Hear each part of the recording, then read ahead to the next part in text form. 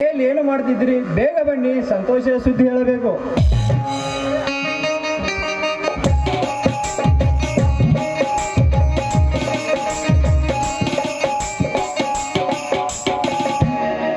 ಓ, ಇದನ್ನಪ್ಪ ಶ್ರೀಧರ್, ಎಷ್ಟೊಂದು ಸಂತೋಷದಿಂದ ಇರಲಿಲ್ಲ. ಹೌದು ಶ್ರೀಧರ್, ಎಂದು ಕಾಣದ ನಿನ್ನ ಮುಖದಲ್ಲಿ ಇಂಥ ಸಂತೋಷ ಕಾಣ್ತಾ ಇದೆಯಲ್ಲ, ಏನಪ್ಪ ವಿಷಯ? ಅಣ್ಣ, ಅತ್ತಿಗೆ ಇಷ್ಟು ದಿನ ನನ್ನನ್ನು ಕಷ್ಟಪಟ್ಟು ಓದಿಸಿದಕ್ಕೂ ಸಾರ್ಥಕವಾಯಿತು. ಅತ್ತಿಗೆ ಸಾರ್ಥಕವಾಯಿತು. ಅದು ಅಲ್ಲದೆ ಅಣ್ಣನಿಗೆ ತಮ್ಮನಾಗಿ ಅತ್ತಿಗೆಗೆ ಮಗನಾಗಿ ಹುಟ್ಟಿದ್ದಕ್ಕೂ ಸಾರ್ಥಕವಾಯಿತು. ಮೊದಲು ಬಾಯಿ ಸಿಹಿ ಮಾಡಿಕೊಳ್ಳಿ.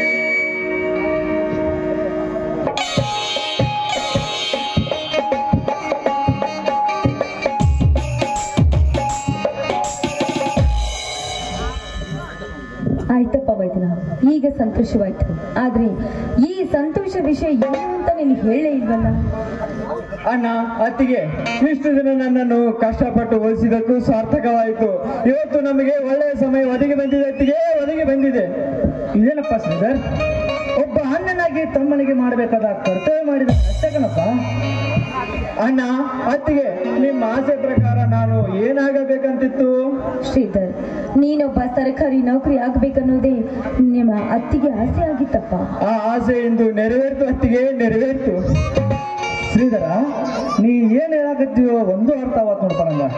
ಅಣ್ಣ, ಅಣ್ಣ, ನಿಮ್ಮ ಆಸೆ ಪ್ರಕಾರ ನನಗೆ ಸರ್ಕಾರಿ ನೌಕರಿ ಒದಗಿ ಬಂದಿದೆ ಅಣ್ಣ, ಒದಗಿ ಬಂದಿದೆ. ಸಂತೋಷ ಸಹೋದರ, ಸಂತೋಷ. ಹೌದು ವೈದ್ಯನ, ಈಗ ಸಂತೋಷವಾಯ್ತಪ್ಪ ಈ ವಿಷಯವನ್ನ ಕೇಳಿ. ಅಣ್ಣ, ಅತ್ತಿಗೆ ನಾನು ನೌಕರಿಗೆ ಸೇರಬೇಕಾದ್ರೆ ನಿನ್ನ ತಂದೆ ತಾಯಿಗಳು ಪೇಪರ್ಗೆ ಸಹಿ ಮಾಡಿಸಿಕೊಂಡು ಬಾ ಅಂತ ಹೇಳಿದ್ದಾರೆ. ಆದರೆ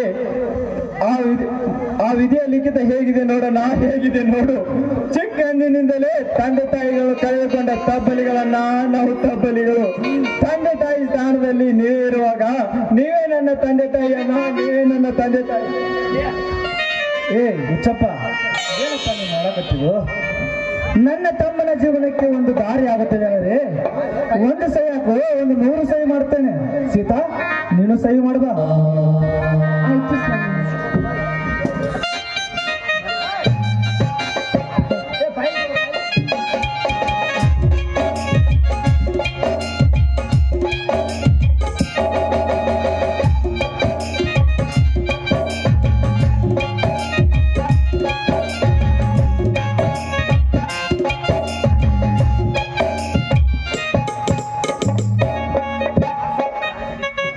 ಸಹೋದರ, ಹಣವಂತನಾಗದಿದ್ದರೂ ಗುಣವಂತನಾಗಿ ಬಾಳಬೇಕು. ವಿದ್ಯಾವಂತನಾಗದಿದ್ದರೂ ನೀತಿವಂತನಾಗಿ ಬಾಳಬೇಕು. ಭೂತಾಯಿಯನ್ನು ನಂಬಿ ಬದುಕುತ್ತಿರುವ ನಾವು ಮಣ್ಣಿನ ಜೊತೆ ಗುದ್ದಾಡಿ ಚಿನ್ನವನ್ನು ಬೆಳೆಯಬೇಕು ಹೊರತು ದುಷ್ಟರ ಜೊತೆ ಸೇರಿ ಕಸವನ್ನು ಬೆಳೆಯಬಾರದು ಸಹೋದರ. ಅಣ್ಣ, ನಿನ್ನ ಆಚಾರ ವಿಚಾರ ನನಗೆ ಬೇಕಾಗಿಲ್ಲ.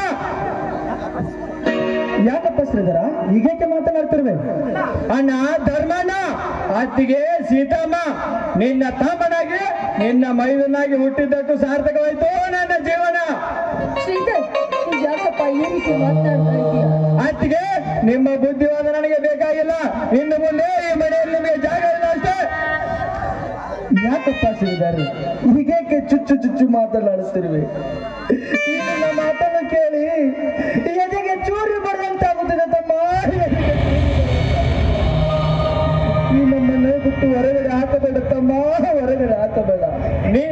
ನೀ ಅಷ್ಟೇ ಬೇಡಿಕೊಂಡ್ರು ನನ್ನ ಮನಸ್ಸು ಕರಗುವುದಿಲ್ಲ. ನಿಮ್ಮ ಕಣ್ಣೀರಿಗೆ ಕರಗಿ ಕರುಣೆ ತೋರಿಸಲು ಆ ಕರ್ಣನು ನಾನಲ್ಲ. ಇನ್ನು ಮುಂದೆ ನೀವು ಬೀದಿ ಬಿಕಾರಿಯೋ, ನಡೆಯರಿ ಮನೆಯಿಂದಾಚೆ. ಶ್ರೀಧರ್, ಎಂತ ಮಾತುಗಳನ್ನ ಮಾತಾಡ್ತಾ ಇದೀಯಾ ನೀನು? ಮೈದುನ? ಯಾರು ನಿನ್ನ ಮೈದುನ? ಮೋಸದಿಂದ ಮನೆ ಬಿಟ್ಟು ಹೊರಗಟ್ಟಿದ್ನಲ್ಲ, ಅವನು ನಿಮ್ಮ ಮೈದುನ. ಈ ಇಡೀ ಸರ್ವ ಆಸ್ತಿಯನ್ನು ಆ ಸಮರ್ಥನ ಹೆಸರಿಗೆ ಹಚ್ಚಿ ನನ್ನನ್ನು ಬೀದಿ ಬಿಕಾರಿ ಮಾಡಬೇಕೆಂದಿರಿ ನೀವು. ಅದಕ್ಕಾಗಿ ನಾನೇ ಅವನನ್ನು ಮನೆ ಬಿಟ್ಟು ಓಡಿಸಿದೆ. ಮುಂದೆ ನೀವು ಈ ಆಸ್ತಿಯನ್ನು ಅವನ ಹೆಸರಿಗೆ ಹಚ್ಚಿದ್ರೆ ಅದಕ್ಕಾಗಿ ನಿಮ್ಮಿಬ್ಬರ ಕೈಯಿಂದ ಈ ಆಸ್ತಿಯನ್ನು ನನ್ನ ಹೆಸರಿಗೆ ಮಾಡಿಕೊಂಡಿದ್ದೇನೆ. ಇನ್ನು ಮುಂದೆ ನಿಮಗೆ ಈ ಮನೆಯಲ್ಲಿ ಜಾಗ ಇಲ್ಲ. ನಡೆಯಿರಿ ಮನೆಯಿಂದ ಆಚೆ. ಬೇಡ ತಮ್ಮ, ಬೇಡ. ಚಿಕ್ಕವರನ್ನ ಹಿಡಿದು ದೊಡ್ಡವರಾಗಿ ಬೇಡ ಈ ಮನೆಯಲ್ಲಿ. ಉಣಿಸಿ ತಿನಿಸಿ ಬೆಳೆಸಿದ ಈ ದೇವರನ್ನು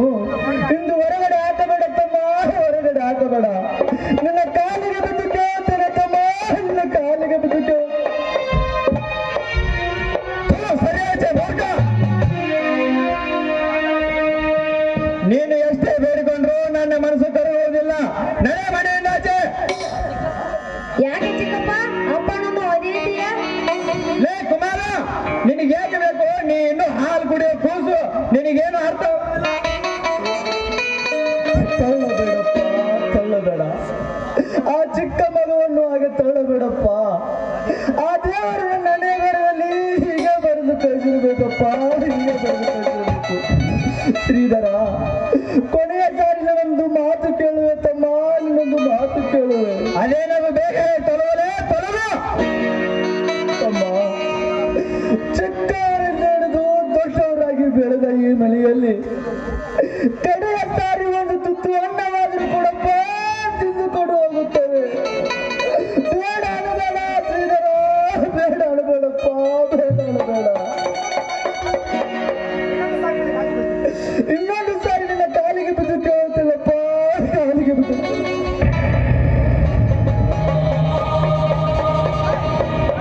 ಮತ್ತೆ ಮತ್ತೆ ಹೇಳಬೇಕಲ್ಲ ನಿನಗೆ? ನಡೆ ನನ್ನ ಮನೆಯಿಂದ ಆಚೆ.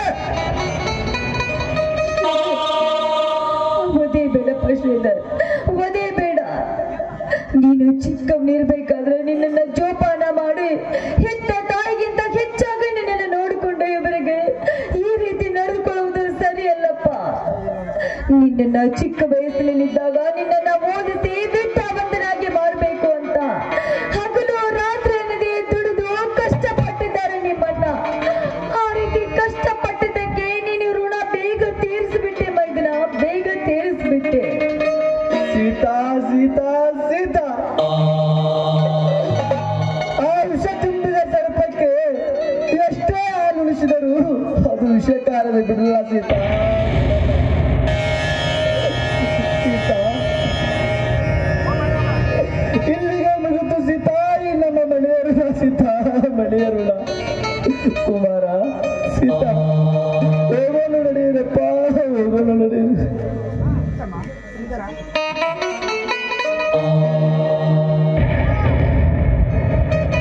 ಶ್ರೀಧರ, ಕಳಿಸ್ಬೇಡಪ್ಪ, ಮನೆಯಿಂದ ಕಳಿಸ್ಬೇಡಪ್ಪ. ನಡೆ ನನ್ನ ಮನೆ ಬಿಟ್ಟು ಮೊದಲು ನಡೆಯಲೇ. ಈ ಬಾಳಲಿ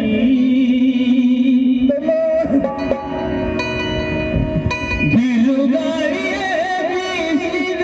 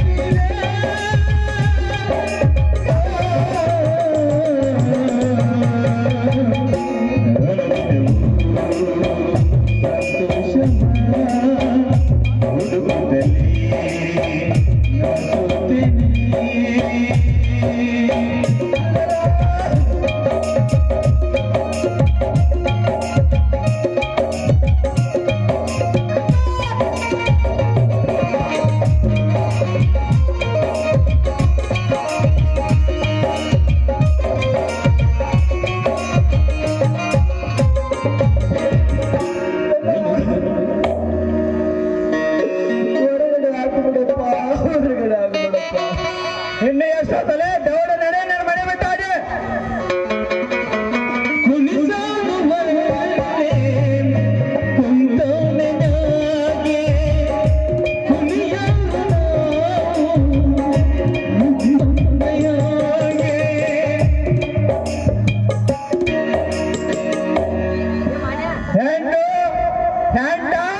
ಹಣ ಇದೇ ನನ್ನ ಮುಂದಿನ ಜೀವನ.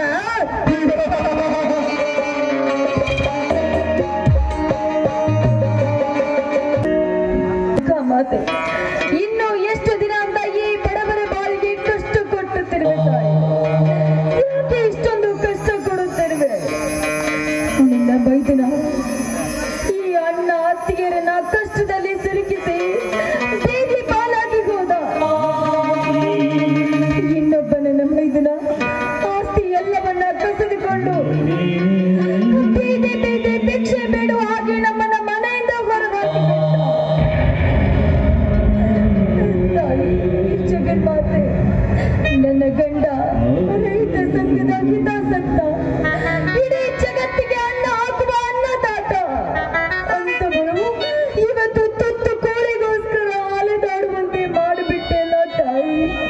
ಈ ಬಡವರ ಬಾಳನ್ನ ನೋಡಿ ಕೂಡ ನನಗೆ ಕರುಣೆ ಬಾರದೆ.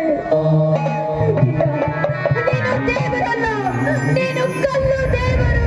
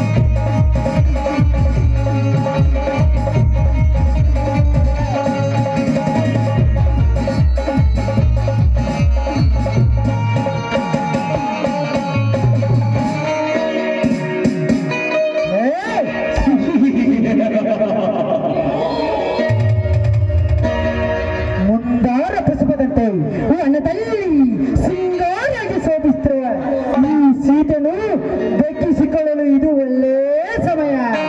ಈ ಸೀಟಕ್ಕೆ ಹಣದಾಸೆ ತೋರಿಸಿ ಕಳಸ ಬಂಡೂರಿ ಯೋಜನೆಗೆ ನಿಂತಿರುವ ಆ ಪರಿಮಳನು ಮಾರಣ ಹೋಮ ಮಾಡಿದ್ರೆ ಆಯ್ತು.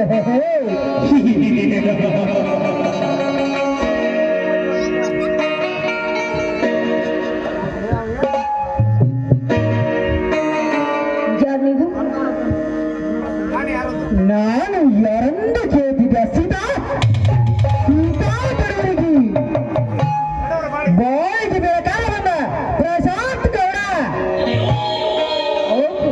ತಾವು ಈ ಕಾಡಡವೆಯಲ್ಲಿ ಬಂದ ಕೆಲಸ ಏನು ಅಂತ ಕೇಳ್ಬೋದಾ? ಬಂದ ಕೆಲಸ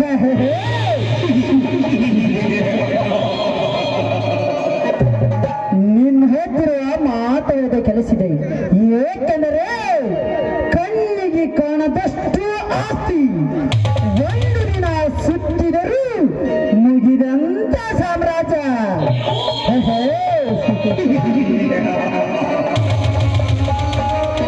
ಏಳು ಜನ್ಮ ಹುಟ್ಟಿ ಬಂದು ಕೂತ್ಕೊಂಡರು ಸವಿದಂತ ಆಸೆ.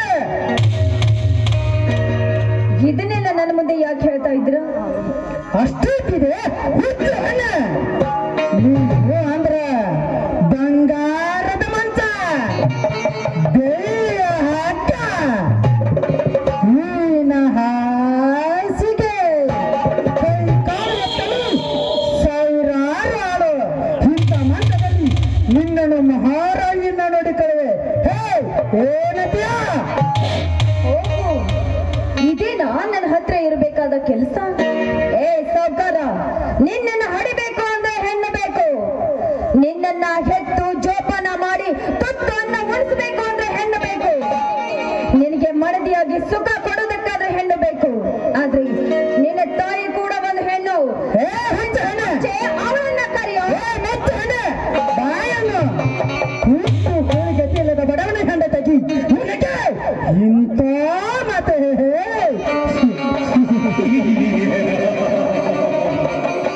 ಇವತ್ತು ಈ ನನ್ನ ಕೆಲಸಕ್ಕೆ ಯಾರು ಅಡ್ಡಿ ಬರುವುದಿಲ್ಲ. ನಾನಿನ ವಯಸ್ಸುಕ ಅನುಭವಿಸದೆ ಬಿಡಲಾರೆ ಈ ಉಗ್ರವಾದ ಪ್ರಶಾಂತ ಗೌಡ. ಕೆಲವು ಗೌಡ ಬಡವನ ಮನೆಯಲ್ಲಿ ಅಂಬಲಿ ಕುಡಿದ್ರು ಕೂಡ ಅದು ಅಮೃತಕ್ಕಿಂತ ಹೆಚ್ಚು. ಆದ್ರೆ ನಿಮ್ಮಂತ ಶ್ರೀಮಂತರಿಗೆ ಸೆರಗು ಹಾಕಿ ಸುಖ ನೀಡಿದ್ರೆ ಅವರಿಗೆ ಹೆಣ್ಣು ಅನ್ನೋದಿಲ್ವೋ? ಸೂಳೆ ಮುಖ ಸೂಳೆ ಅನ್ನತ್ತೆ ಈ ಸಮಾಜ.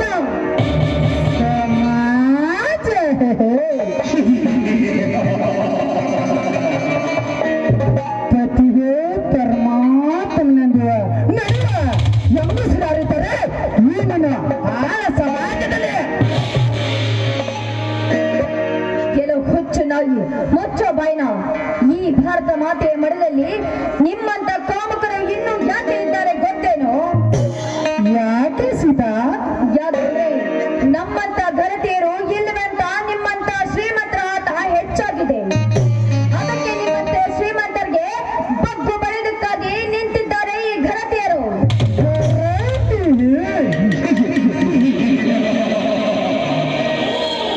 ಘನತೆ ಎಂಬ ಮೂರಕ್ಷರನ ಮರೆತು ಈ ಕೈಗಾಲದಲ್ಲಿ ಎಲ್ಲಿದ್ದಾರೆ ಈ ನಿನ್ನ ಗರಿತರು.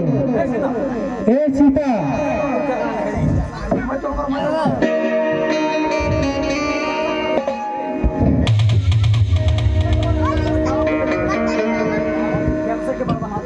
ಕೆಲಸಕ್ಕೆ ಬರಬಾರದ ಮಾತನ್ನು ಹೇಳಿ ನನ್ನ ಕಾಮ ತುಂಬಿದ ದೇಹಕ್ಕೆ ಹುಳಿ ಹಿಂಡಬೇಡ.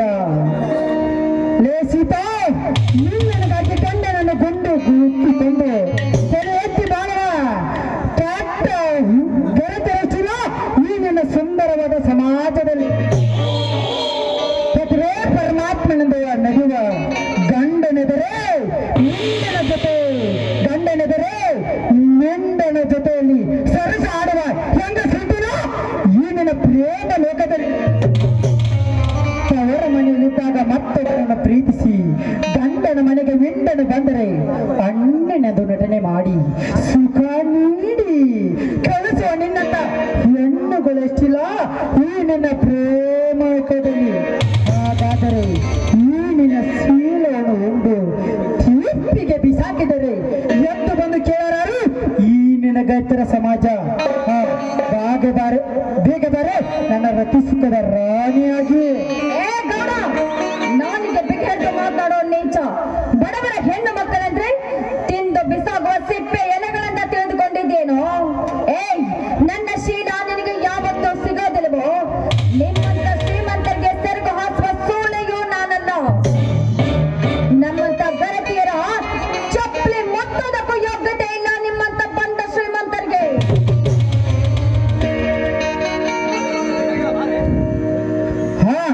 ಬೇಗ ಬರೇ ನನ್ನ ರತಿ ಸುಖದ ರಾಣಿಯಾಗಿ.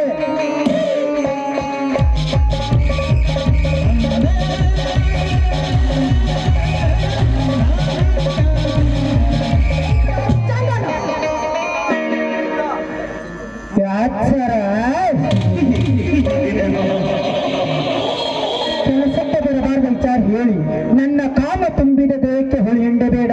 ಸುಮ್ಮನೆ ನನ್ನ ಮಾತಿಗೆ ಒಪ್ಪಿ ಈ ಚಿನ್ನದಂತ ರಾಜಕುಮಾರರ ತೋಲನ್ನು ಅಪ್ಪಿಕೊಂಡರೆ ನಿನ್ನ ಬಡತಾಣ ದೂರಾಗಿ ಈ ಶ್ರೀಮಂತನ ರಾಣಿಯಾಗಿರಬಹುದು. ನಿಮ್ಗೆ ಕೈ ಮುಗಿದು ಬೇಡಿಕೊಳ್ತೇನೆ, ದಯವಿಟ್ಟು ಈ ಹೆಣ್ಣಿನ ಶೀಲವನ್ನ ಮಾತ್ರ ಹಾಳು ಮಾಡಬೇಡಿ ಶ್ರೀಮಂತರೇ. ಯಾಕೆಂದ್ರೆ ನನ್ನ ಗಂಡನಿಗಾಗಿ ಮೀಸಲಿಟ್ಟ ಈ ಮಣ್ಣಿನ ಮಡಿಕೆಯನ್ನ ದಯವಿಟ್ಟು ಹೊಡಿಬೇಡಿ, ಬಿಟ್ಟು ಬಿಡಿ ನನ್ನನ್ನ. ಮಣ್ಣಿನ ಮಡಿಕೆ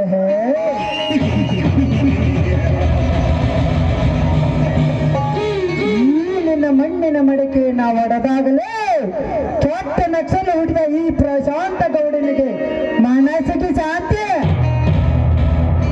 ಶಾಂತಿ ಗೆಲೋ ಗೌಡ, ಕೊನೆಯದಾಗಿ ಒಂದು ಮಾತು ಹೇಳ್ತೀನಿ, ನೆನಪಲ್ಲಿ ಇಟ್ಟುಕೋ. ನಿಮ್ಮಂತ ಶ್ರೀಮಂತರಿಗೆ, ನೂರಾರು ಶ್ರೀಮಂತರಿಗೆ ಸರಕು ಹಾಸುವ ಸೂಳಿ ಆಗುವುದಕ್ಕಿಂತ 3 ದಿನ ಗರತಿಯಾಗಿ ಬಾಳುವುದೇ ಲೇಸು. ನಿಮ್ಮಂತ ಬಂಡ ಶ್ರೀಮಂತನ ರಾಕ್ಷಸರನ್ನ ಸಂಹಾರ ಮಾಡಲಿಕ್ಕೆ ಅಂತ ಆ ದೇವರು ಬಂದೇ ಬರ್ತಾನೆ. ಆದ್ರೆ ನಿನಗೆ ಯಾವತ್ತೂ ನನ್ನ ಶೀಲ ಸಿಗೋದೇ ಇಲ್ವೋ? ಈ ದೇಹ ಯಾವತ್ತಿದ್ರೂ ಗಂಡನಿಗೆ ಮಾತ್ರ ಮೀಸಲು. ಅದಕ್ಕೋಸ್ಕರ ಹಿಂದೆ ಈ ಭೂತಾಯಿಯ ಮಲ್ಲಿಗೆ ನನ್ನ ಪ್ರಾಣವನ್ನೇ ಅರ್ಪಣೆ ಮಾಡ್ತೀನಿ. ಜೈ ದುರ್ಗಾ ಮಾತೆ.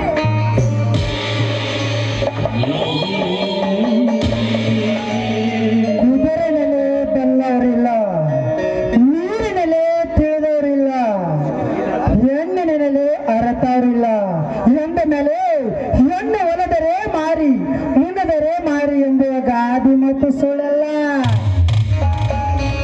ಸಾಯುವವರೆಗೆ ತಾನೇ ಗರತಿ ಎಂದು ಈ ಸಮಾಜಕ್ಕೆ ತೋರಿಸಿಕೊಟ್ಟು ಸತ್ತಳು. ನಾನು ಹೆಚ್ಚು ಸಮಯ ಇಲ್ಲೇ ಕಳೆದರೆ ಈ ಕೊಲೆ ಅಪರಾಧ ನನ್ನ ಮೇಲೆ ಬರುತ್ತದೆ. ನಾನು ಮೊದಲು ಇಲ್ಲಿಂದ ಪಾರಾಗಬೇಕು.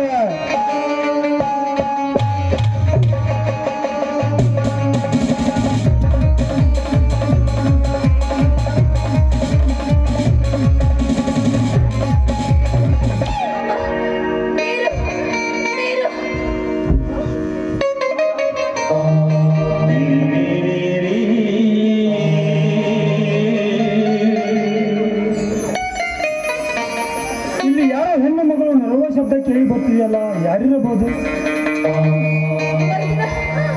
ನಾನು ಮೈದಿನ ನಿನ್ನ ಅತ್ತಿಗೆ. ಅಯ್ಯೋ ಅತ್ತಿಗೆ,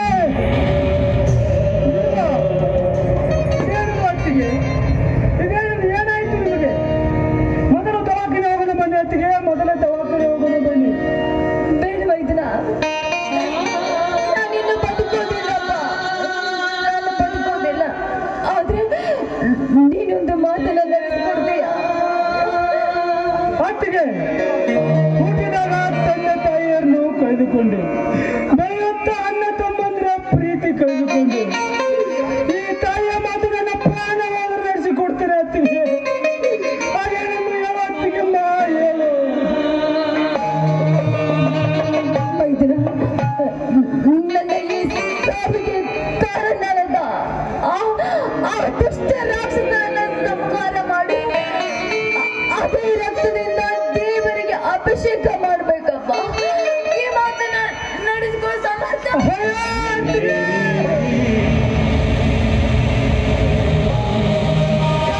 ಕಠಿಣ ಪರಿಸ್ಥಿತಿ ಅತ್ತಿಗೆಮ್ಮ.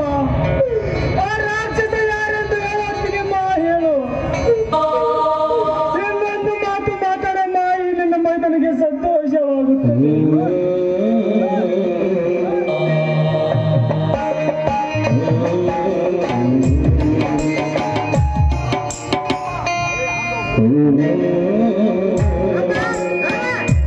ಯಾರದು? ಓ ಬರಪ್ಪ ಕುಮಾರ, ನಿನ್ನ ತಾಯಿಯನ್ನು ನೋಡಪ್ಪ, ಮಾತನಾಡಿಸು ಬಾ. ಏನಾಗಿದೆ ನನ್ನ ಅಮ್ಮನಿಗೆ? ಚಿಕ್ಕಪ್ಪ, ನನ್ನ ಅಮ್ಮನನ್ನು ಕೊಂದು ಬಿಟ್ಟಿಲ್ಲ. ನಾನು ಈಗಲೂ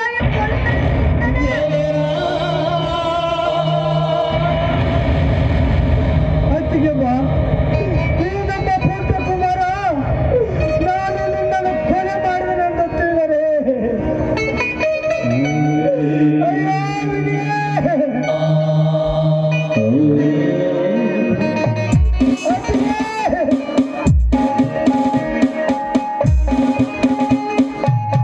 ನೋಡಿ ಸಾಹೇಬ್ರೆ, ನನ್ನ ತಾಯಿಯನ್ನು ಕೊಲೆ ಮಾಡಿದವನು ಇವನೇ.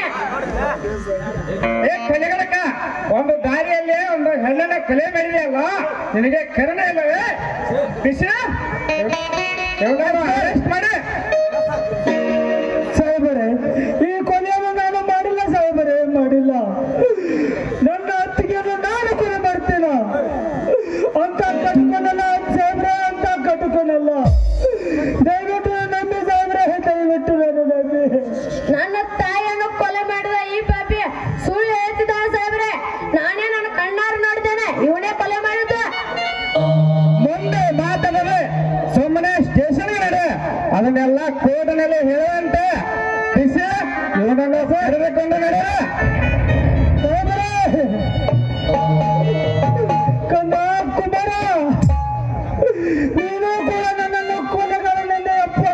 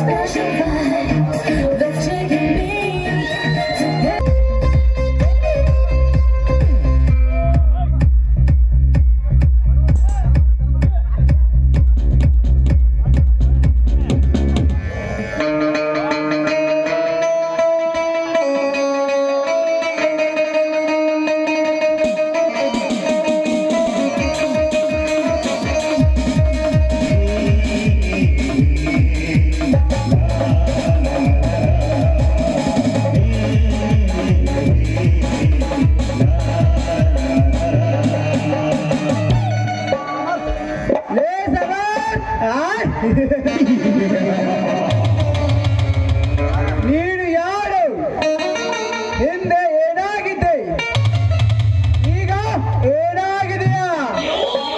ಮುಂದೆ ಏನಾಗುತ್ತೀಯಾ ಅನ್ನೋದು ಈ ನಾಗೇಂದ್ರನ ಕೈಯಲ್ಲಿದೆ. ಸಮರ್ಥ, ನಮಗೆ ವೈರಿಯಾಗಿ ನಿಂತವ್ರು ಯಾರೂ ಸುಖವಾಗಿಲ್ಲ. ಸುಖವಾಗಿರೋದಕ್ಕೂ ನಾವು ಬಿಡೋದು ಇಲ್ಲ. ಯಾಕಂದ್ರೆ ನಾವು ಹುಟ್ಟಿದ್ದೇ ಕೆಟ್ಟ ನಕ್ಷತ್ರದಲ್ಲಿ. ಲೇ ಸಮರ್ಥ, ಮೊನ್ನೆ ನಡೆದ ಕಬಡ್ಡಿ ಪಂದ್ಯವನ್ನು ನಮಗೆ ಬಿಟ್ಟು ಕೊಡಿದ್ರೆ ಇವತ್ತು ನನಗೆ ಈ ಸ್ಥಿತಿ ಬರ್ತಿರ್ಲಿಲ್ಲ. ಅಂದು ಅದೇ ರೂಢಿ ಜಗತ್ತನ್ನು ಸೃಷ್ಟಿ ಮಾಡಿರಬಹುದು, ಆದ್ರೆ ಈ ಸೃಷ್ಟಿ ಮುಂದೆ ಏನು ನಡೆಯುವುದಿಲ್ಲ. ಕಣ್ಣಿಟ್ಟರೆ ಅದನ್ನು ಕರಗಿಸದೆ ಬಿಡಲಾರೆ ಈ ಪ್ರಶಾಂತ ಗೌಡ.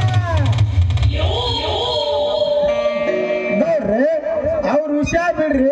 ಆ ನಾಯಿ ಸಿರಿದ ನಾಯಿ ಹಂಗಲ್ಲಿ ಹಾಕತ್ತಾನಲ್ಲ, ಅವ ಆಸ್ತಿ ಪತ್ರ ತಂದು ನಿಮ್ಮ ತಂಗಿರ್ ಕೋಡ್ ಅಂದ್ರೆ ಏನ್ ಮಾಡ್ತಾನಂತನ್ನ ಲೇಖಂತ್ರಿ ಅಷ್ಟು ತಿಳಿದೆ ಮಂಕೆ. ನಮ್ಮ ಆಸ್ಥಾನದಲ್ಲಿರುವ ಆ ಪಂಜರ್ಗಳನ್ನು ಹೇಗೆ ಆಟ ಆಡಿಸಬೇಕೆನ್ನೋದು ನಮಗೆ ಚೆನ್ನಾಗಿ ಗೊತ್ತು. ಅದು ಹೇಳಿ ನಾಗೇಂದ್ರಪ್ಪರ 3 ಅಡಿ ಆಡೋದು ಜಾಗಕ್ಕೆ ಹೋಗೋ ವಯಸ್ಸಾಯ್ತು. ನಿನಗೆ ಇನ್ನೂ ಬುದ್ಧಿ ಬರ್ತಲ್ಲ ಅಂದು ಆ ರವಣ ಕಾಲ. ಈ ಪ್ರಶಾಂತ ಗೌಡನ ಕಾಲ. ನಾನು ಹೇಳಿದ ಹಾಗೆ ಕೇಳಬೇಕು ನೀನು ಅಷ್ಟೇ. ನೀವು ಹೆಂಗ್ ಹೇಳ್ತಿರ್ಲ ಹಂಗ ಕೇಳ್ತೀನ್ರಿ ಅಪ್ಪ. ಲೇಖಂತ್ರಿ ನಮ್ಮ ಸಾಹುಕಾರರು ತಮ್ಮ ತಂಗಿನ ಆಶ್ರಯಕ್ಕೆ ಕೊಡ್ತೇನೆಂದು ಹೇಳಲೇ. ಹೌದ್ರಿ, ಹೇಳ್ಯಾರ್ರಿ ನಾಗೇಂದ್ರಪ್ಪರ. ನಾವು ಹೇಳಿದಾಗೆ ಆ ಶ್ರೀಧರ ಆಸ್ತಿ ಪತ್ರ ತಂದರೆ ಅವನಿಗೆ ಚೆನ್ನಾಗಿ ಕುಡಿಸಿ ಅವನ ಕೈಯಾರ ನಮ್ಮ ಹೆಸರಿಗೆ ಆಸ್ತಿ ಪತ್ರ ಬರೆಸಿಕೊಳ್ಳುವುದೇ ನಮ್ಮಿಬ್ಬರ ಲೆಕ್ಕ.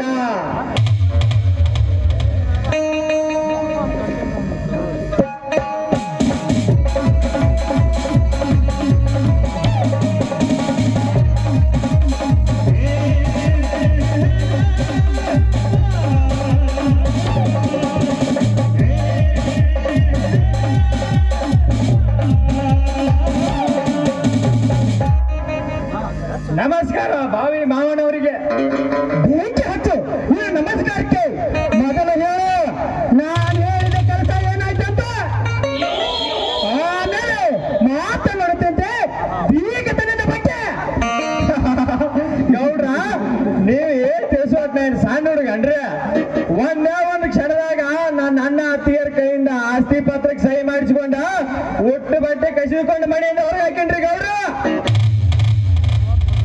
ಲೇ ಶ್ರೀಧರ, ಅವರನ್ನು ಹಾಗೆ ಹೊರಗೆ ಹಾಕಿದೆಯೋ ಅಥವಾ ಏನಾದರೂ ಕೊಟ್ಟು ಕಳಿಸಿದೆಯೋ? ಅವರನ್ನು ಹಾಗೆ ಮನೆಯಿಂದ ಹೊರ ಹಾಕ್ಲಿಲ್ಲ ನಾಗೇಂದ್ರ. ಮೈ ಮೇಲಿರುವ ಆಭರಣ ಕಸಿದುಕೊಂಡು ಕೈಯಲ್ಲಿ ನಾಯಿ ತಿನ್ನೋ ತಾಟು ಕೊಟ್ಟು ನನ್ನ ಕೈಯಲ್ಲಿ ನಾನೇ ಭಿಕ್ಷೆ ಹಾಕಿ ಕಳುಹಿಸಿದೆ. ಸಭಾಷ್ ನಾಗೇಂದ್ರ, ಸಭಾಷ್ ಸಭಾಷ್.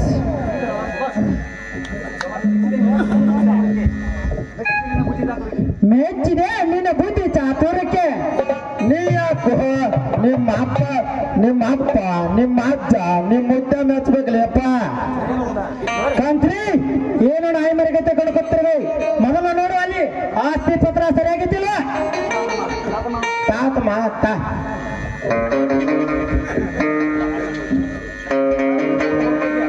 ನಿನಗೂ ಮದುವೆ ಆಗೋ ಹುರುಪ್ ಐತಿ. ನಿನಗೂ ನೋಡ್ತೀನಿ, ನಿನ್ನ ಆಸ್ತಿ ಪತ್ರನು ನೋಡ್ತೀನಿ. ಗೌಡ್ರ ಗೌಡ್ರ ಧರ್ಮನ ಎಲ್ಲ ತನ್ನ ಆಸ್ತಿ ಪತ್ರ ತಮ್ಮನಿಗೆ ಬಿಟ್ಕೊಟ್ಟ ನೋಡ್ರಿ ಅಪ್ಪ. ಎಲ್ಲಾನು ಸರಿ ಅದ ನೋಡ್ರಿ ಅಪ್ಪ. ಹಾ ಕಂತ್ರಿ,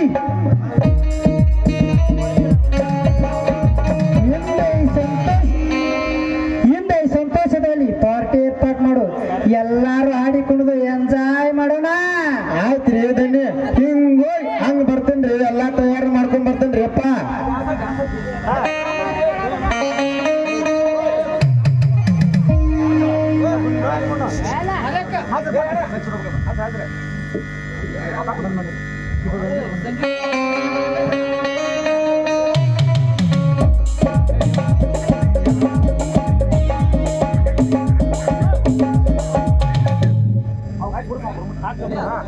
ಹಾಕೊಡ ನೋಡ ಮತ್ತ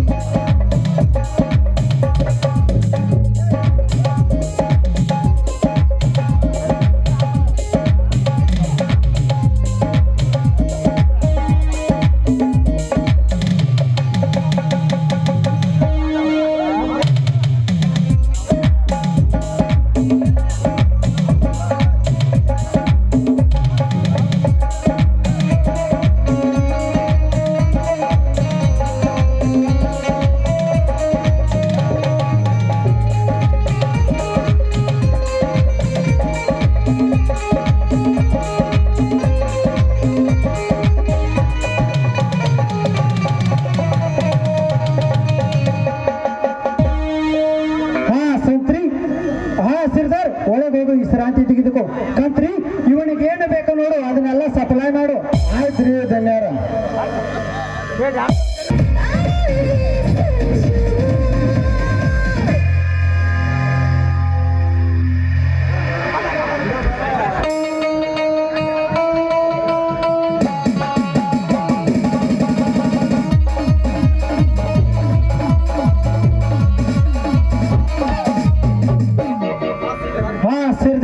ಒಳಗೆ ಹೋಗು, ವಿಶ್ರಾಂತಿ ತೆಗೆದುಕೋ ಕಂತ್ರಿ.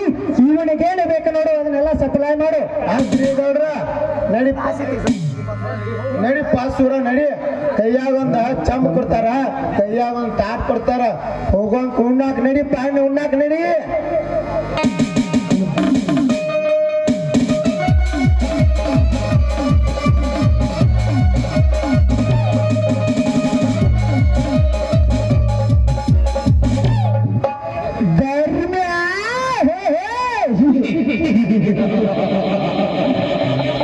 ನಿನ್ನ ಜೀವನದ ತಂತಿ ಹರಿದು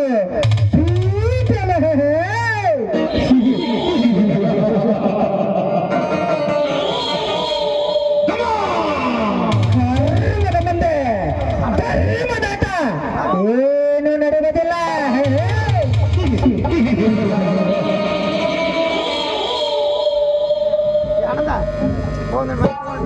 ನಮಸ್ಕಾರ ಗೌಡ್ರಿಗೆ. ಬರಬೇಕು ಬರಬೇಕು, ದಯಾಳ ಗುಣದ ಧರ್ಮಣ್ಣ. ತಾನು ಮಾಡಿದ ಸಾಲ ತೀರಿಸಲು ಬಂದ್ರೆ ಅಥವಾ ಏನಾರು ಕೆಲಸವಿದ್ದ ನೋಡಿ ಸಹೋದರಿ. ನನ್ನ ಜೀವನ ಸೂತ್ರ ಇಲ್ಲದ ಗಾಳಿ ಪಡೆದಂತಾಗಿದೆ. ನನ್ನ ಹೊಟ್ಟೆ ತುಂಬಿಸಿಕೊಳ್ಳುವುದು ಕಷ್ಟವಾಗಿದೆ. ನಿಮ್ಮ ಹೊಲದಲ್ಲಿ ದುಡಿದು ಸಾಲವನ್ನು ತೀರಿಸುತ್ತೇನೆ. ನನಗೊಂದು ನೆಲೆ ಮಾಡಿ ಕೊಡಿ ಸಾಹುಕಾರರೇ. ನೆಲೆ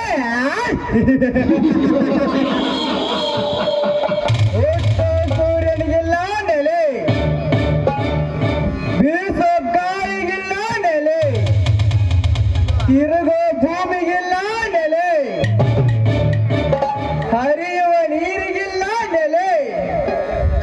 ಇಂಥವ್ರಿಗೆ ನೆಲೆವಿಲ್ಲ ಅಂದ ಮೇಲೆ ನಿನಗೆಲ್ಲಿದೆಯೋ ನೆಲೆ? ಕಾತೆ ಬಡವ ಲೇಲಗ. ನಾನು ಬಡವನಾದರೂ ಬಲವಿದೆ, ಛಲವಿದೆ. ಅಷ್ಟರಲ್ಲೇ ಮಗನ, ಸಿಂಹ ಹೇಗೆ ಒಂಟಿಯಾಗಿ ತಿರುಗುವುದು ಅದೇ ರೀತಿ ಧೈರ್ಯ ಇದೆ. ನಿಮ್ಮಂತವರ ಎದುರಿಗುವ ಶಕ್ತಿ ಇದೆ ಮಗನ. ಏ ಧರ್ಮ್ಯ, ಕಿತ್ತು ಕೂಡಬೇಕಾದ್ರೆ ಕೇಳು ಕೊಡುತ್ತೇನೆ. ಆದ್ರೆ ನೀನು ಕಸ ಬಂದಿರೋ ಯೋಚನೆ ಕೈ ಬಿಟ್ಟರೆ ಮಾತ್ರ ನನ್ನನ್ನು ಇಲ್ಲೇ ನೇಣಿಗೆ ಹಾಕಿದ್ರು ಸರಿ. ನನ್ನ ಜೀವವರೆಗೂ ಆ ಜಲ ಮಾತಿಗೆ ದ್ರೋಹ ಬಗೆಯುವುದಲ್ಲ. ಅಷ್ಟೂ ಅಲ್ಲದೆ ವರ್ಷದ 12 ತಿಂಗಳು ಹರಿದು ಪ್ರಾಣಿ ಪಕ್ಷಿಗಳಿಗೆ ಸ್ವರ್ಗ ಲೋಕಕ್ಕೆ ಆಸರೆಯಾಗಿದ್ದಾರೆ. ಅಂತ ಘಟಪ್ರಭ ತಾಯಿಗೆ ನಾನು ಎಂದು ದ್ರೋಹ ಬಗೆಯಲ್ಲ.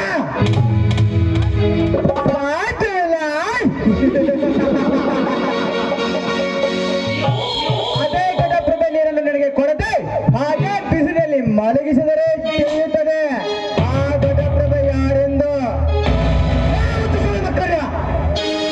ಗಂಗಾ ಮಾತೆ ಭೇದ ರಾಕ್ಷಸರಿಗೆ ಜೀವನ ಹೆಸರಾಗಿದ್ದಾರೆ.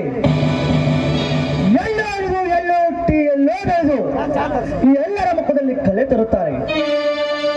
ಲೇ ಬಂಡ ಶ್ರೀಮಂತರೇ, ಇಲ್ಲಿಗೆ ನನ್ನನ್ನು ಕೊಂದರೆ ಸರಿ, ನಾನು ನಿಲ್ಲುವೆ ಕಳಸ ಬಂಡಿ ಯೋಜನೆಗೆ ನಾಯಕನಾಗಿ. ಅಷ್ಟೇ ಅಲ್ಲವೇ ಮಗ, ನಿಮ್ಮಂತ ಬಂಡರಿಗೆ ಕೊಂಡನಾಗಿ. ಲೇ ತಮ್ಮ ಧರ್ಮಣ್ಣ, ಗುದ್ದೆ ನೀ ಯಾಕೆ ಗುದ್ದಿ ಹಾಸೋತಪ್ಪ? ನೀ ಮಾಡಕ್ ಬಂದಿರ್ದ ಮೂರು ದಿನ ಸಾಂತ್ಯ, ಆ ಸಾಂತ್ಯ ಒಳಗೆ ತುಂಬೈತಿ 102 ಚಿಂತೆ. ನಿನ್ನ ಸತ್ತ ಮ್ಯಾಲ ಇಡ್ತಾರ ಒಂದು ರಾತ್ರಿ. ನೀನು ಘಟಪ್ರಭ ತಾಯಿಯ ನೀರು ಕುಡಿದ್ಬೇಡ ಇಲ್ಲ, ಈ ಶ್ರೀಮಂತ ಹುಚ್ಚು ಕುಡಿದ್ಬೇಡ ಮಗನ ಅಂದಾಗ ಅದು ನಿನ್ನ ಮಾತಲ್ಲಿ ಇಂಥ ಮಾತು ಬರ್ತಾವ. ಯಾಕಂದ್ರೆ ನೀನು ಬರುವಾಗ ಬೆತ್ತಲೆ, ಹೋಗುವಾಗ ಬೆತ್ತಲೆ, ನಡುವು ನೀನೊಂದು ಕತ್ತಲೆ ಮಗನ. ಮೊದಲು ನೀನು ಏನಾಗೋದು 10 ನಾಯಿಗಳಿಗೆ ಮೊದಲು ತಿಳಿದು ಮಾತನಾಡು. ಈ ಸೌಕಾರ ಮಾಡಿದ ಶಾಸನ ಅಧಿಕಾರಿಗಳು ಮಾಡಿದ್ದ ನುಡಿಯಾಗಿದೆ ನಿಮಗೆ. ಹೌದು, ಅಧಿಕಾರಿಗಳು ಮಾಡಿದ್ದೇ ಶಾಸನ, ಶ್ರೀಮಂತರು ನಡೆದಿದ್ದಾರೆ. ಏನಾಯ್ತು ಈಗ ಶ್ರೀಧರ? ಏನಪ್ಪ ನಿನ್ನ ಬಾಯಲ್ಲಿ ಇಂಥ ಮಾತು?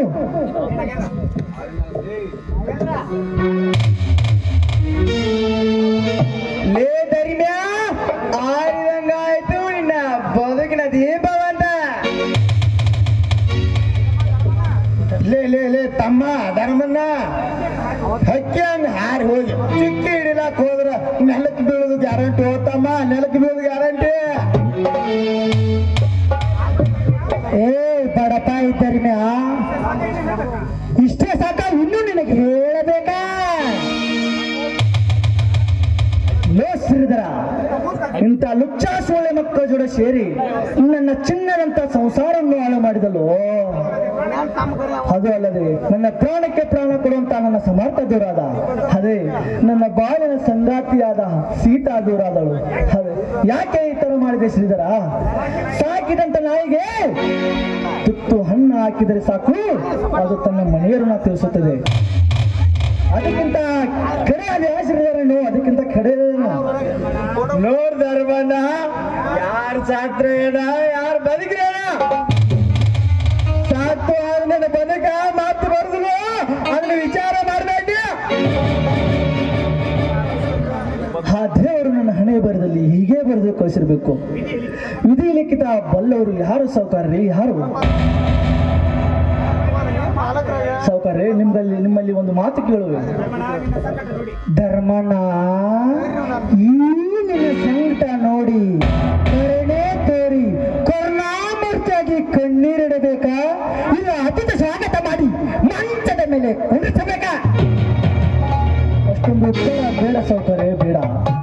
ನನ್ನ ತಮ್ಮ ಶ್ರೀಧರ ಮೊದಲಿನ ತರ ಆದ್ರೆ ಸಾಕು ಸೌಕರ್ಯ, ಆದ್ರೆ ಸಾಕು. ಇಷ್ಟೇ ನಿಮ್ಮಲ್ಲಿ ಕೇಳ್ಕೊಳ್ತೇನೆ, ನಿಮ್ಮ ಕಾಲಿಗೆ ಬಿದ್ದು ಕೇಳ್ತೇನೆ ಸೌಕರ್ಯ, ನಿಮ್ಮ ಕಾಲಿಗೆ ಬಿದ್ದು ಕೇಳ್ತೇನೆ.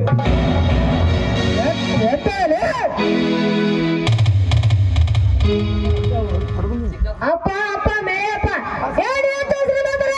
ನನ್ನ ತಂದೆಯನ್ನು ಸಮಾಜದಲ್ಲಿ ಭಿಕ್ಷೆ ಬೇಡ ಆದ್ರೂ ಸಾಕ್ತಾರೆ. ನಿಮ್ಮ ಹಂಗು ನಮಗೇನು ಬೇಡ, ಜಾಗದಲ್ಲಿ ನಾವು ಇರೋದು ಬೇಡ. ಯಾವ್ದಾದ್ರು ದೇವಸ್ಥಾನದಲ್ಲಿ ವಾಸ ಮಾಡೋದು ಬಾರಪ್ಪ.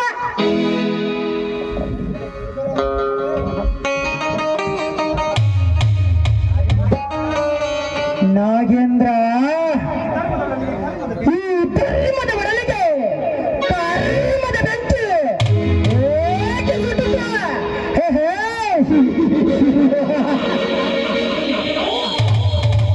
ಗೌಡ್ರೆ, ಆ ಧರ್ಮ್ಯ ಬೀದಿ ಪಾಲಾಗೋದು ಖಚಿತ. ಗೌಡ್ರ, ನಾಳೆ ಬೇಗ ಬರೋ ಪ್ರಜಾವಾಣಿ ಪೇಪರ್ನ್ಯಾಗ ಆ ಧರ್ಮನ ಸಾಧಿಸೋದ್ರಿ. ನಾವು ಹಂಗ ಇಲ್ಲ ನಿಂತ್ರ ನಮ್ಮ ಕೆಲಸ ಎಲ್ಲ ಹಾಳಾಗ ಹೋಗವು. ಹೋಗೋಣ ನಡ್ರಿ. ಹಾ ನಡ್ಯಾಕಂತ್ರಿ, ಹೋಗೋಣ ನಡ್ರಿಪ್ಪ, ನಡ್ರಿ.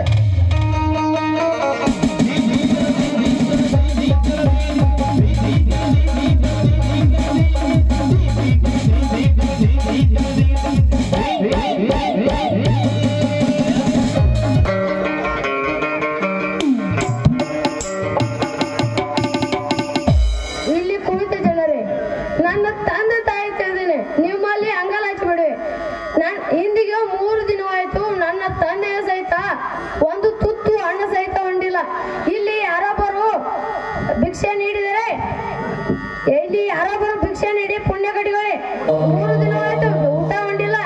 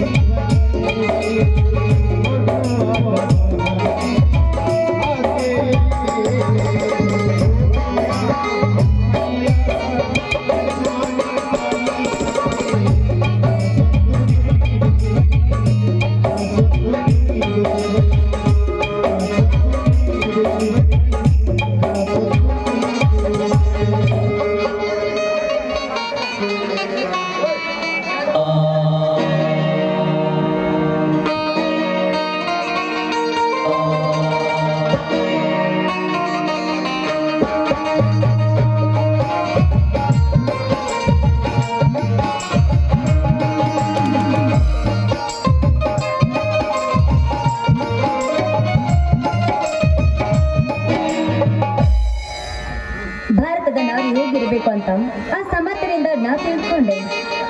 ಹೆಣ್ಣಿಗೆ ಹಠ ಇರಬಾರ್ದು, ಗಂಡಿಗೆ ಚಟ ಇರಬಾರ್ದೆಂಬ ಮಾತು ಕೂಡ ಅವನಿಂದ ನಾನು ಅರ್ಥ ಮಾಡಿಕೊಂಡೆ. ಆದ್ರೆ ನಾನೊಂದು ಶ್ರೀಮಂತಿಗೆ ಸೊಕ್ಕಿನಿಂದ ಬಡವರ ಕಷ್ಟನ ಅರ್ಥ ಮಾಡಿಕೊಳ್ಳದೆ ಶ್ರೀಮಂತಿಗೆ ಸೊಕ್ಕಿನಿಂದ ಆಸ್ಟ್ರೇಲಿಯಲ್ಲಿ ಮಹಾರಾಣಿಯಂತೆ ಮೆರೆದವಳು ನಾನು. ಆದ್ರೆ ಈ ನನ್ನ ಕಲ್ಲಾದ ಮನಸ್ಸನ್ನ ಕೆತ್ತಿ ಮೂರ್ತಿಯನ್ನಾಗಿ ಮಾಡಿದ ಆ ಸಮರ್ಥ್ ಏನೇ ಆಗ್ಲಿ, ಆ ಸಮರ್ಥ ನನ್ನ ಹೃದಯ ಗೆದ್ದ ಶೂರ. ಏನೇ ಆದ್ರೂ ನನ್ನ ಬಾಳ ಪಯಣದಲ್ಲಿ ಬದುಕಿದ್ರು ಅವನ ಜೊತೆ, ಇಲ್ಲಾದ್ರೆ ಯಮಲೋಕದ ದಾರಿಯಲ್ಲಿ ಒಂದು ನನ್ನ ಕೊನೆಯ ನಿರ್ಧಾರ.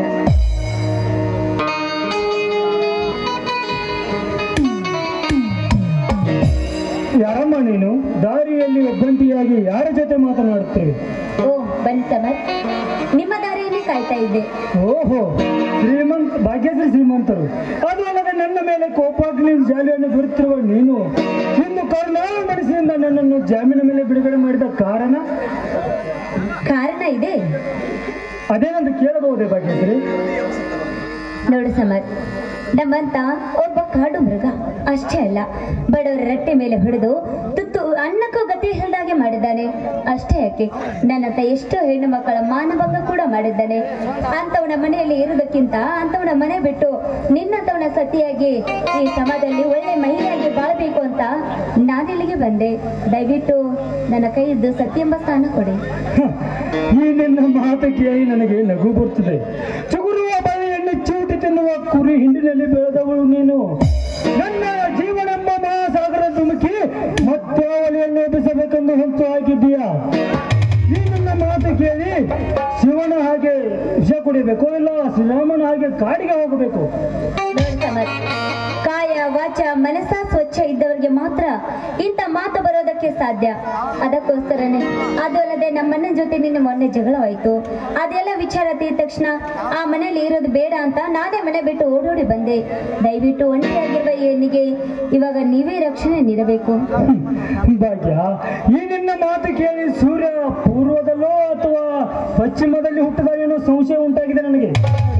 ದಯವಿಟ್ಟು ನನ್ನ ಮಾತಲ್ಲಿ ತಪ್ಪು ತಿಳ್ಕೋಬೇಡಿ. ನಾನು ನಿಮ್ಮ ಮನೆಯ ಸೊಸೆಯಾಗಿ ನಿಮ್ಮ ಮನೆ ಬೆಳಗುವುದಕ್ಕೆ ಈ ನನ್ನ ಚಂದಿರಿ ನಮ್ಮ ಹೃದಯದಲ್ಲಿ ತನ್ನ ಗೂಡು ಕಟ್ಟುವ ಆಸೆ ಆಗಿದೆ. ಭಾಗ್ಯ, ನಾನು ಮೊದಲೇ ಬಡವ, ನೀನು ಶ್ರೀಮಂತರ ಮನೆತನದ ಹೆಣ್ಣು. ಶ್ರೀಮಂತರ ಸುಖದ ಸುಪ್ಪತ್ತಿಗೆಯಲ್ಲಿ ಬೆಳೆದವಳು ನೀನು. ನನ್ನ ಜೊತೆ ಬಂದರೆ ದುಡಿ ತಿನ್ನಬೇಕಾಗುತ್ತದೆ, ಹಲವಾರು ರೀತಿಯ ಕಷ್ಟಗಳನ್ನು ಎದುರಿಸಬೇಕಾಗುತ್ತದೆ. ಭಾಗ್ಯ ನೋಡು ಸಮರ್, ನೀನು ಬಡವನೇ ಇರಬಹುದು, ಆದ್ರೆ ನಿನ್ನ ಹತ್ರ ಬಲ ಇದೆ, ಛಲ ಇದೆ. ಈ ಬಡವನಿಂದಲೇ ಈ ಹೆಣ್ಣಿನ ಬಾಳು ಬೆಳಕು. ಅಷ್ಟೇ ಅಲ್ಲ, ನೋಡು, ನಿನ್ನಂತ ಹೃದಯ ತನ್ನ ಕೈ ಹಿಡಿಬೇಕೆಂಬುದು ನನ್ನ ಆಸೆ ಆಗಿತ್ತು. ಅದು ಅಲ್ಲದೆ ನಾನಂತ ಈ ದುರ್ಗಾ ಮಾತೆ ಮೇಲೆ ಆಣೆ ಮಾಡಿ ಕೂಡ ಹೇಳ್ತೀನಿ, ನಾನು ನಿನಗೇನಾದ್ರೂ ಇಷ್ಟ ಇದ್ರೆ ನನ್ನ ಕೈ ಮೇಲೆ ಕೈ ಹಾಕಿ ಸತಿ ಅಂತ ಸ್ವೀಕಾರ ಮಾಡು. ಇಲ್ಲಾಂದ್ರೆ ನಾನು ಯಾವ್ದಾದ್ರೂ ಒಂದು ಕೆರೆನೋ ಬಾವಿನ ನೋಡ್ಕೋತೀನಿ. ಅಯ್ಯೋ ತಂದೆ ಗಣೇಶ, ಇಕ್ಕಟ್ಟಿನಲ್ಲಿ ಸಿಲುಕಿ ಹಾಕಿದೆಪ್ಪ ನನ್ನನ್ನು. ಎಂತ ಇಕ್ಕಟ್ಟಿನಲ್ಲಿ ಸಿಲುಕಿ ಹಾಕಿದೆ. ಭಾಗ್ಯ, ನೀನು ನಿನ್ನ ಭಾಗವನ್ನೆಲ್ಲ ಬಿಟ್ಟು ಬಂದಿರಬಹುದು ನಿಜ, ಆದ್ರೆ ನಾನು ಈ ನಿಂತ ನೆಲವೇ ನನ್ನ ತಾಯಿ, ಆ ಗಗನವೇ ನನ್ನ ತಂದೆ, ಈ ಹುಲ್ಲು ಗುಡಿಸಲೇ ನನ್ನ ಮನೆಯೊಂದು ಬದುಕುತ್ತಿರುವ ನಾನು. ನಿನ್ನಂತ ಪಂಜರಗಳಿಗೆ ಎಲ್ಲಿಂದ ತರಲಿ ಅರಮನೆ ಆಸರೆ? ಭಾಗ್ಯ, ಸುಮ್ಮನೆ ಹಠ ಮಾಡದೆ ಒಂದು ಒಳ್ಳೆ ಮಂಟಂದ ಹುಡುಗನ್ನು ನೋಡಿ ಮದುವೆಯಾಗಿ ಸುಖವಾಗಿ ಬಾಳು. ಭಾಗ್ಯ, ಸುಖವಾಗಿ ಬಾಳು. ಸರ್ಕಾರಿ ನೌಕರಿ ಇದ್ದವನ ಮಾಡಿಕೊಂಡು ಅವನ ಜೊತೆ 100 ವರ್ಷ ಬದುಕೋದಕ್ಕಿಂತ ನಿಮ್ಮನ್ನು ನಂಬಿರ್ಬೇಕು. ನಿಮ್ಮ ಕೈ ಹಿಡಿದು ಬಾಳಿದ್ರೆ ಹೆಣ್ಣಿನ ಜೀವನ ಸಾರ್ಥಕವಾಗುತ್ತೆ. ದಯವಿಟ್ಟು ಇಲ್ಲ ಅನ್ನೋದೇ ನನ್ನ ಕೈ ಹಿಡಿದು ನನ್ನ ಕರುಳಿಗೆ ಮಂಗಲ ಕಟ್ಟಿ ಸತಿ ಸ್ಥಾನನ ನೀಡಿ. ಆಯ್ತು ಭಾಗ್ಯ, ನಿನ್ನಿಷ್ಟದಂತೆ ನಿನ್ನನ್ನು ನಾನು ಸತಿಯನ್ನು ಸ್ವೀಕಾರ ಮಾಡುತ್ತೇನೆ. ಆದರೆ ನನ್ನ ಎಲ್ಲಿದ್ದಾನೋ ಹೇಗಿದ್ದಾನೋ ಗೊತ್ತಿಲ್ಲ. ನನ್ನ ಮದುವೆಯನ್ನು ಅದ್ದೂರಿಯಾಗಿ ಮಾಡಬೇಕೆಂಬ ಹಂಬಲ ಅವನದಾಗಿತ್ತು, ಆದ್ರೆ ಆ ವಿಧಿಯಾಟ ಹೀಗೆ ಮಾಡಿತ್ತು. ಇರಲಿ, ಇದೇ ಬರವಣಿಟ್ಟ ಸಿಂಧೂರ ತಿಲಕವೆಂದು ಜಾಹೀರಾತಾಗಲಿ. ಸಮರ್, ನನ್ನ ಹಣೆಗೆ ಸಿಂಧೂರನ ಇಟ್ಟು ಮುತ್ತೈದ ಭಾಗ್ಯವನ್ನು ಕೊಟ್ರಿ. ಅದು ಅಲ್ಲದೆ ಪಂಜರದಲ್ಲಿ ಕೂಡು ಹಾಕಿದ ಈ ಗಿಳಿನ ಸ್ವಚ್ಛಂದವಾಗಿ ಹಾರೋಡಕ್ಕೆ ಬಿಟ್ರಿ. ಈಗ ಈ ನನ್ನ ಮನಸ್ಸು ಸೂರ್ಯನ ಕಿರಣದ ಹೂವಿನಂತಾಯ್ತು. ಒಂದು ಗಂಡು ಒಂದು ಹೆಣ್ಣು ಹೇಗೆ ಸೇರಬೇಕೆಂದು ಆ ದೇವರು ಮೊದಲೇ ಬರೆದು ಕಳಿಸಿರುತ್ತಾನೆ. ಅದರ ಹಾಗೆ ಆಗುತ್ತದೆ. ಭಾಗ್ಯ, ನಮ್ಮ ಮುಂದಿನ ಕಾರ್ಯ ಅದನ್ನೆಲ್ಲ ಆಮೇಲೆ ವಿಚಾರ ಮಾಡಿದಾಯ್ತು. ಬನ್ನಿ, ಈಗ ಮನ ತಣಿಸುವಂತೆ ಒಂದು ಹಾಡು ಹಾಡೋಣ. ಹಾಗಾದ್ರೆ ಭಾಗ್ಯ, ಇದೇ ಸಂತೋಷದಲ್ಲಿ ಒಂದು ಹಾಡನ್ನು ಹಾಡಬಾರದೆ ನನ್ನಲ್ಲಿ? ಬನ್ನಿ ಹಾಗಾದ್ರೆ. ಅಂಗಾಲಿನಲ್ಲಿ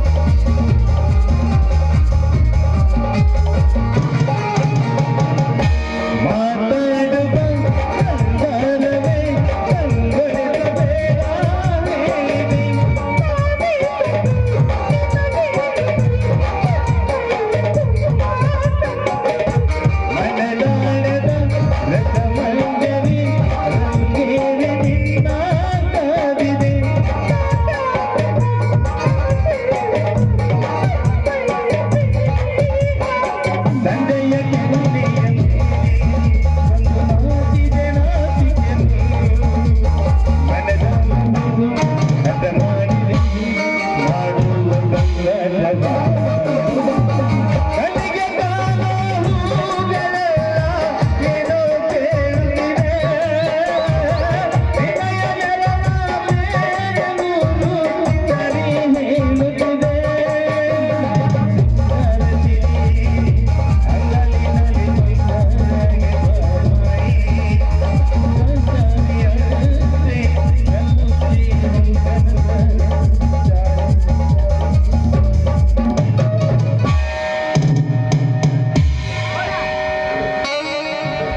ಹಲೋ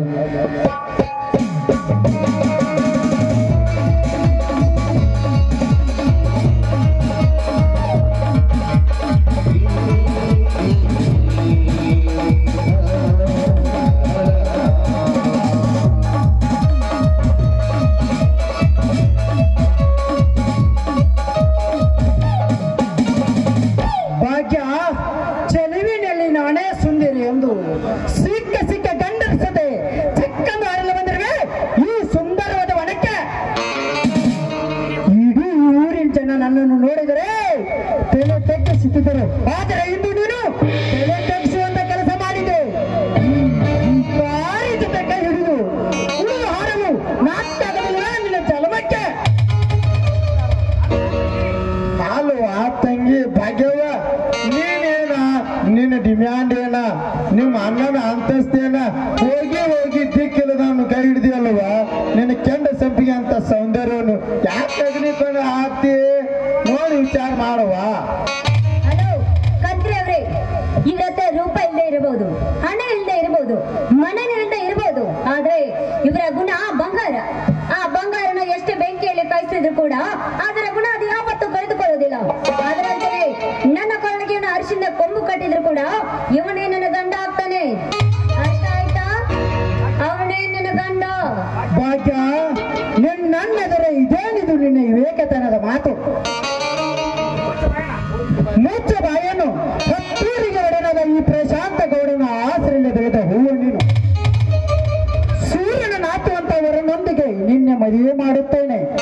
ಅದರಲ್ಲಿ ಈ ಬೀದಿ ಬೇಕಾರಿಯನ್ನು ಕೈ ಹಿಡಿದು ಅದರಲ್ಲಿ ನೀನು ನನ್ನನ್ನು ಎದುರು ಹಾಕಿಕೊಂಡು ಏನು ಸಾಧಿಸುವೆ ಈ ಜಗದಲ್ಲಿ? ಅಣ್ಣ, ಯಾರು ಬಡವರು ಯಾರು ಶ್ರೀಮಂತರು, ಎಲ್ಲರ ಮೈಯಲ್ಲಿ ಹರಿಯುವುದು ಒಂದೇ ರಕ್ತ, ತಿನ್ನೋದು ಒಂದೇ ಅನ್ನನೇ. ಅದರಂತೆ ಯಾರು ಶ್ರೀಮಂತರಲ್ಲ, ಯಾರು ಬಡವರು ಅಲ್ಲ. ಅಣ್ಣ, ಒಳ್ಳೆ ಗುಣದಿಂದ ಯಾರು ಬಡವರ ಕಷ್ಟಕ್ಕೆ ಆಗ್ತಾರೋ ಅವರೇ ಶ್ರೀಮಂತರು. ಭಾಗ್ಯ, ನನಗೆ ಬುದ್ಧಿ ಹೇಳೋದಕ್ಕೆ ಬರುತ್ತೀಯಾ? ಒಂದು ಎಂಜಲ ಕೋಳು ತಿಂದು ಬದುಕುತ್ತಿರುವ ಈ ಭಿಕಾರಿ ಕೈ ಹಿಡಿತಾ ಇದ್ರಿ ನಿನ್ನ ಪರಿಸ್ಥಿತಿ ಸೂತ್ರಲ್ಲದ ಗಾಳಿ ಪಡೆದಂತಾಗುದು. ನನಗೆ ಎತ್ತರ ಹೇಳೋ ನಿನ್ನೊಂದು ಹೊತ್ತು ನಾಲಿಗೆಗೆ ಲಗಾಮಲ್ಲದಂತೆ ಮಾತಾಡ್ತಿರುವಲ್ಲ, ಇದು ಸೂರ್ಯ ಚಂದ್ರರು ಜನಿಸಿದ ಭೂಮಿ. ಇಲ್ಲಿ ನ್ಯಾಯಕ್ಕೆ ಬೆಲೆ ಹೊರತು ಅನ್ಯಾಯಕ್ಕಲ್ಲ. ಲೇ ಬಡಪಾಯಿ ಸಮರ್ಥ, ಮುಂದಿನ ಅದಕ್ಕೆ ಕಟ ಸರ್ಪವನ್ನು ನಿನ್ನ ಬುಟ್ಟಿಗೆ ಹಾಕಿಕೊಂಡಿರಬಹುದು, ಆದರೆ ನನ್ನೆದುರು ನಿಂತು ಮಾತನಾಟ್ಟು ಧೈರ್ಯ ನೆನೆ ನನ್ನ ಮಗನೇ. ಒಳ್ಳೆ ಮಾತಿನಿಂದ ಹೇಳುತ್ತೇವೆ, ಇಲ್ಲಿಂದ ಹೋದರೆ ಸರಿ. ಲೇ ಗೌಡ, ನಿನ್ನ ಎದೆಗೆ ಹಾಕುವ ಗುಂಡು ನನ್ನ ಮಗನೇ. ಲೇ ಗೌಡ, ನಾನೇಕೆ ಇವಳನ್ನು ಬಿಟ್ಟು ಹೋಗಬೇಕು? ಇವಳು ಈಗ ನಿನ್ನ ತಂಗಿಯಲ್ಲ, ನನ್ನ ಕೈ ಹಿಡಿದ ಸತ್ಯ. ನೀವೇ ನಿಂದ ಹೊರಟು ಹೋದರೆ ಸರಿಯಾ? ಲೇ ಸಮರ್ಥ, ನಾಯಿಗೆ ಕಿರ್ಚ ಬಿಡುವ ಕಟ್ಟೆ ಮರು ಮಾತನಾಡಂದ್ರೆ ಇಲ್ಲಿಂದ ಹೊರಟು ಹೋಗು. ಹೋಗುತ್ತೇನೆ ಸಮರ್ಥ, ಹೋಗುತ್ತೇನೆ. ಸೂರ್ಯನು ಇನ್ನೂ ಮುಳುಗಿಲ್ಲ. ನಿನಗೊಂದು ಗತಿ ಕಾಣಿಸಿದರೆ ನನ್ನ ಹೆಸರು ಪ್ರಶಾಂತ್ ಗೌಡನಲ್ಲ ಕಂತ್ರಿ. ಹೇಳ್ರಿ ಧನ್ಯವಾದ. ನಾವು ನಡೆ ಹೋಗೋಣ, ನಡ್ರಿ ಹೋಗೋಣ.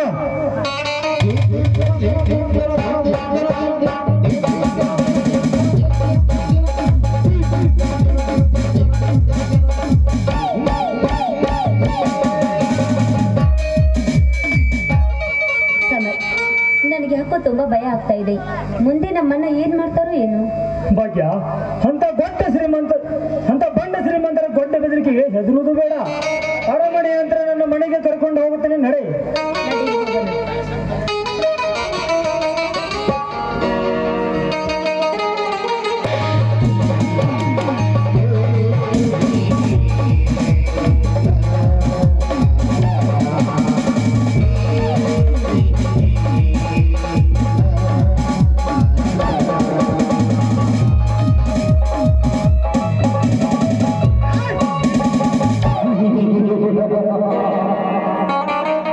ಭಾಗ್ಯಶ್ರೀ, ಆಸೆ ಎಂಬ ಮನಸ್ಸಿಗೆ ದುರಾಸೆ ಎಂಬ ಕಿಚ್ಚನ್ನು ಹಚ್ಚಿದೆ. ಲೇ ಸಮರ್ಥ, ನಾನು ಬಯಸುವ ಹೂವನ್ನು ನೀನು ಪಡೆದುಕೊಂಡು ಆ ಬ್ರಹ್ಮ ಬರೆದ ಹಣೆ ಬರಹವನ್ನೇ ಬದಲಾಯಿಸಲಾದ ನಿಜ ಮಾಡಿದ ಸಮರ್ಥ. ನಿನ್ನ ಜೀವನ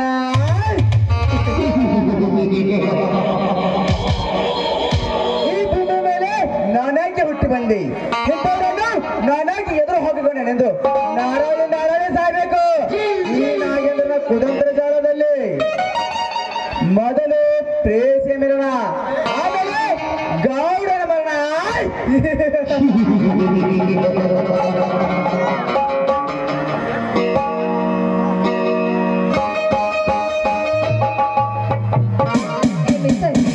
ದಾರಿ ಬಿಟ್ಟು ನಿಲ್ಲು, ನಾನು ಹೋಗ್ಬೇಕು.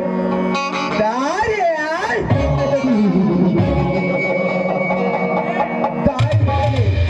ಆದ್ರೆ ಆಕಾಶದಲ್ಲಿ ಮಿಣುಗು ಚುಕ್ಕಿ ಯಾರೆಂದು ತಿಳಿಯಬಹುದೇ? ಮಿಸ್ಟರ್, ನೀನು ಆಕಾಶದಲ್ಲಿ ಹಾರಾಡುವ ಹಕ್ಕಿ ಆದ್ರೇನು, ಭೂಮಿಯಲ್ಲಿ ಮಿನುಗು ತಾರೆ ಆದ್ರೇನು? ನನಗೆ ಅರ್ಜೆಂಟ್ ಕೆಲಸ ಇದೆ, ನಾನು ಹೋಗ್ಬೇಕು. ದಾರಿ ಬಿಡು. ನಿನ್ನಂತ ಸುಂದರಿಗೆ ಅಂತಹ ಅರ್ಜೆಂಟ್ ಕೆಲಸವೇನು? ನನ್ನ ಜೊತೆ 10 ನಿಮಿಷ ಕೂಡ ಮಾತನಾಡುವಷ್ಟು ಸಮಯವಿಲ್ಲವೇ ನಿನಗೆ? 10 ನಿಮಿಷ ಅಷ್ಟೇ ಯಾಕೆ, 10 ಗಂಟೆವರೆಗೂ ನನಗೆ ಸಮಯವಿದೆ. ಆದ್ರೆ ನಿನ್ನಿಂದ ನನ್ನ ಕೆಲಸ ಆಗಬೇಕು, ಆಗತ್ತಂದ್ರೆ ಮಾತ್ರ. ನಿನ್ನ ಮನಸ್ಸಿನಲ್ಲಿರುವ ಮಾತನ್ನು ಹಾಗೆ ಇಟ್ಟುಕೊಂಡರೆ ಹಣ್ಣಂತೆ ಕೊಳತು ಹೋಗುತ್ತದೆ. ಅದೇನಂತ ಹೇಳಿದರೆ ನನಗೂ ಅರ್ಥವಾಗುತ್ತದೆ ತಾನೇ? ನೋಡಿ ಮಿಸ್ಟರ್, ನನ್ನ ಹೆಸರು ಸಹನಾ ಅಂತ. ನಾನೊಬ್ಳು ತಬ್ಲಿ. ಈ ತಬ್ಬಲಿ ಆಸೆ ಏನು ಗೊತ್ತಾ? ಆ ಪ್ರಶಾಂತ ಗೌಡನ ಸಾಮ್ರಾಜ್ಯವನ್ನ ಒಡೆದು ಆ ಸಾಮ್ರಾಜ್ಯಕ್ಕೆ ನೀವು ಅಧಿಪತಿ ಆಗ್ಬೇಕು. ಈ ಕೆಲಸ ನಿಮ್ಮಿಂದ ಸಾಧ್ಯನಾ?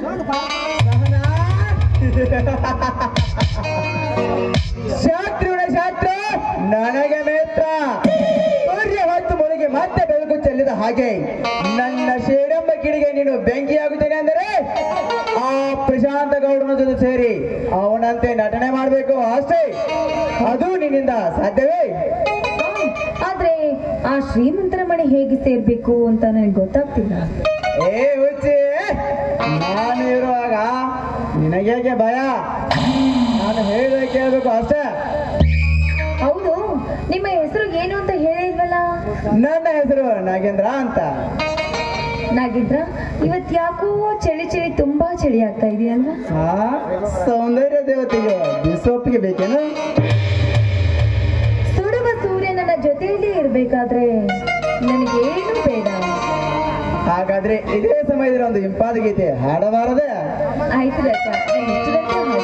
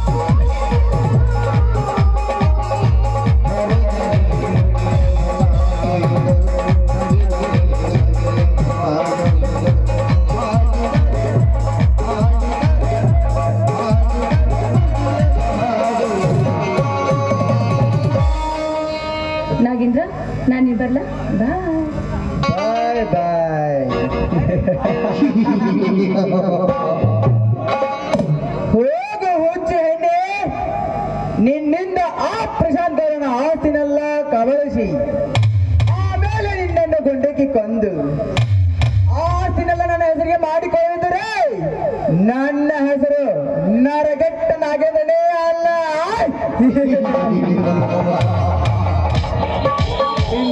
ಇನ್ನು ನನ್ನ ಮುಂದಿನ ಕಾರ್ಯ ಆ ಪ್ರಶಾಂತ್ ಗೌಡನ ಆಸ್ತಿನೆಲ್ಲ ನನ್ನ ಹೆಸರಿಗೆ ಮಾಡಿಕೊಳ್ಳಲೇಬೇಕು.